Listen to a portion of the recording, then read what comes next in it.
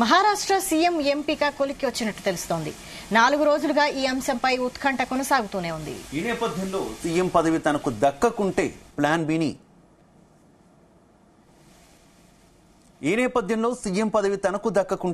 Plan బిని కూటమి నేతల వద్ద ఏక్నాథ్ షిండే ప్రస్తావించినట్టు తెలుస్తుంది. తనను ముఖ్యమంత్రిని చేయకపోతే హోంశాఖ ఇవ్వాలని తన అనుచరుల దగ్గర తెలిపినట్టు తెలుస్తుంది. మరోవైపు అజిత్ పవార్ కు ఏ పదవి అనే దానిపై కూడా సస్పెన్స్ కంటిన్యూ అవుతుంది.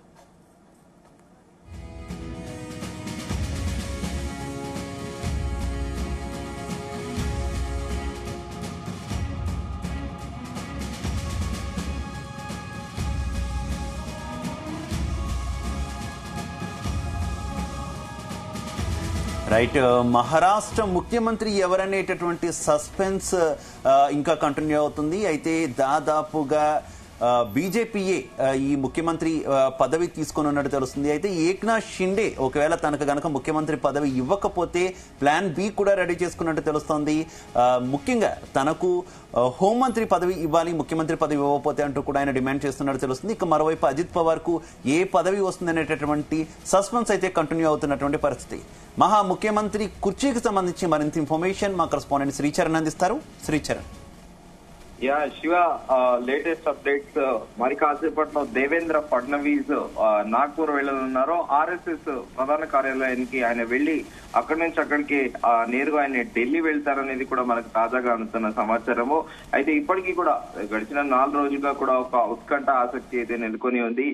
తదుపరి మహారాష్ట్ర ముఖ్యమంత్రి ఎవరు అనేది కూడా విస్తృత స్థాయిలో చర్చ జరుగుతోంది. మరోవైపేమో ఏక్నాథ్ షిండే తన శివసేన ఏక్నాథ్ షిండేకి చెందిన ఎంపీలు ఎమ్మెల్యేలు పట్టుబడుతున్నారు. శివసేనకి ఏక్నాథ్ షిండేనే మరోసారి ముఖ్యమంత్రి కావాలంటూ కూడా వాళ్ళు పట్టుబడుతున్నారు. నిన్న ప్రధానమంత్రిని కూడా కొంతమంది ఎమ్మెల్యేలు ఎంపీలు కూడా ఢిల్లీలో కలిశారు. అయితే దాదాపు మొత్తం ఇటు అజిత్ పవార్ కంప్లీట్ గా అవుట్ రైట్ గా కూడా దేవేంద్ర ఫడ్నవీస్ కి సపోర్ట్ చేస్తున్నారు. సో ఈ నేపథ్యంలో ఒకవేళ ముఖ్యమంత్రి పదవి రాకపోతే నెక్స్ట్ ఏంటి అనేది కూడా దాని మీద శివసేన షిండేకి చెందిన ఎమ్మెల్యేలతో ఇప్పటికీ కూడా ఏక్నాథ్ షిండే కూడా చర్చలు కూడా జరిపారు. సో మహారాష్ట్ర ముఖ్యమంత్రి ఎవరనేది అనే ఆసక్తి అయితే క్యూరియాసిటీ దేశవ్యాప్తంగా కూడా ప్రతి రోజు గంట కూడా క్యూరియాసిటీ ఎక్కువైపోతుంది. అయితే ఎందుకంటే అక్కడ ముగ్గురు కూడా చరిష్మాటిక్ పాలిటీషియన్ అటు అజిత్ పవార్ అయినా కూడా Devendra Fadnavis, at the same time Eknath Shinde అయితే దేశవ్యాప్తంగా మోస్ట్ పాపులర్ అయిపోయారు.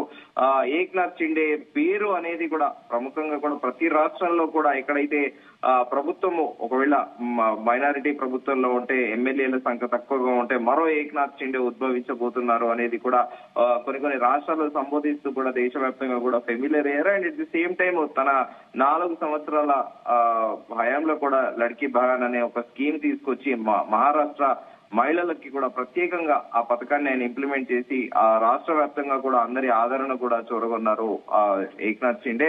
అయితే తనకున్న అనుభవ రీత్యా and at the same time తను ఒక ధైర్యం సాహసం చేసి కూడా ఒరిజినల్ శివసేన పార్టీని చీల్చి బీజేపీకి మద్దతుగా కూడా బయటికి వచ్చి ఆయన ప్రభుత్వాన్ని ఏర్పాటు చేశారు. అందుకు బీజేపీ పెద్దలు కూడా ఆయనని 2020లో ముఖ్యమంత్రిగా కూడా చేసిన విషయం తెలిసిందే. కానీ ఇప్పుడు తాజాగా మరోసారి కూడా తన అంటే తన ఫేస్ మీదగానే తన ముఖ చిత్రంగానే మొన్న అసెంబ్లీ ఎన్నికలకు కూడా మహాయుతి కూటమి వెళ్ళింది. సో ఈ నేపథ్యంలో తనకే ముఖ్యమంత్రి పదవి కట్టబెట్టాలంటూ కూడా ఆయన కూడా పట్టుబట్టుతున్నట్టు తెలుస్తోంది. కానీ బీజేపీ నేతలు మాత్రము అట్ ది సేమ్ టైం స్థానిక నేతలు, మహారాష్ట్రలోని స్థానిక బీజేపీ కార్యకర్తలు, నాయకులు అందరూ కూడా at the same time Ajit Pawar కూడా దేవేంద్ర ఫడ్నవీసే ముఖ్యమంత్రి కావాలంటూ కూడా పట్టుబడుతున్నారు. సో ఈ నేపథ్యంలో ఒకవేళ దేవేంద్ర ఫడ్నవీస్ ముఖ్యమంత్రి అయితే అజిత్ పవార్ కి ఏ పోర్ట్ఫోలియోస్ ఇస్తారు, ఏక్నాథ్ షిండేకి ఏ పోర్ట్ఫోలియోస్ ఇస్తారు అనేది కూడా చర్చనీయాంశంగా మారింది. మరోవైపు తన అఫ్సర్లతోని అలాగే తన ఎమ్మెల్యేలతోని కూడా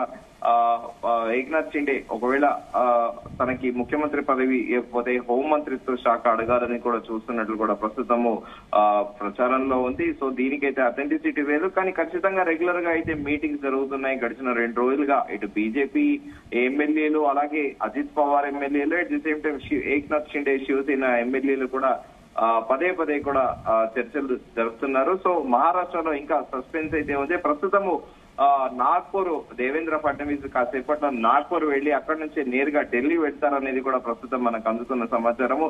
ఈ మేరకు దాదాపు ప్రస్తుతం మనం దేవేంద్ర ఫడ్నవీసే నెక్స్ట్ మహారాష్ట్ర ముఖ్యమంత్రిగా అనేది కూడా చాలా స్పష్టంగా తెలుస్తోంది. కానీ అధికారికంగా ప్రకటన అయితే వెలువడాల్సి ఉంది శివ. అయితే ఒకవేళ బీజేపీ ముఖ్యమంత్రి పదవి తీసుకుంటే దేవేంద్ర ఫడ్నవీస్ ముఖ్యమంత్రి గనక అయితే మంత్రి పదవులు ఏ రకంగా కొంత డిబేట్ చేసే అవకాశం ఉంటుంది? శివసేనకి ఎన్ని మంత్రి పదవులు ఇచ్చేటటువంటి అవకాశం ఉంది? అలాగే అజిత్ పవార్ నేతృత్వంలోని ఎన్సీపీకి ఎన్ని మంత్రి పదవులు కేటాయించేటటువంటి అవకాశం ఉంది? వీటికి సంబంధించి కూడా చర్చలు నడుస్తున్నాయో ఒక క్లారిటీ ఏమైనా ముఖ్యమంత్రి పదవితో పాటే వచ్చే అవకాశం ఉందా శ్రీచరణ్? ఇనిషియల్ గా అయితే మొదట కేబినెట్ అనేది పూర్తి స్థాయిలో ఎక్స్పాన్షన్ అనేది ఉండదు. మొదట ఓవరాల్ గా కలిస్తే దాదాపు ఒక 7 నుంచి 8 మంది మాత్రమే ప్రమాణ స్వీకారోత్సవం చేస్తారనేది కూడా ప్రస్తుతం ప్రచారంలో ఉంది. పూర్తి స్థాయి కేబినెట్ ఎక్స్పాన్షన్ అనేది కొద్ది రోజుల సమయం తీసుకొని కూడా ఇటు అజిత్ పవార్ ఎన్సీపీకి అలాగే ఏక్నాథ్ షిండేకి చెందిన శివసేనకి కూడా కేటాయించనున్నారు అనేది కూడా తెలుస్తుంది. ఫస్ట్ ముఖ్యమంత్రి, డిప్యూటీ చీఫ్ మినిస్టర్, అలాగే హోం మంత్రి, అలాగే మిగతా ఒక 3-4 శాఖలకు సంబంధించి కూడా మంత్రులు ప్రమాణ స్వీకారోత్సవం చేయనున్నారు అనేది కూడా ప్రస్తుతం అందుతున్న సమాచారం. తదుపరి కొద్ది రోజుల గ్యాప్ తీసుకొని ఒక ఎక్సర్సైజ్ చేసి అంటే ఎవరి కేబినెట్ లోకి తీసుకోవాలి, ఎలాంటి పొరపచ్చులకు ఎలాంటి అభిప్రాయ భేదాలకు తావి ఇవ్వకుండా కూడా ఫర్దర్ గా ఉండేటందుకు కూడా అనంతరం కూడా ఎక్సర్సైజ్ చేసి కూడా అంటే దానిపైన పూర్తి స్థాయిలో పరిశీలన చేసి కూడా కేబినెట్ ఎక్స్పాన్షన్ ఉంటుంది అనేది కూడా ప్రస్తుతం అందుతున్న సమాచారం శివ.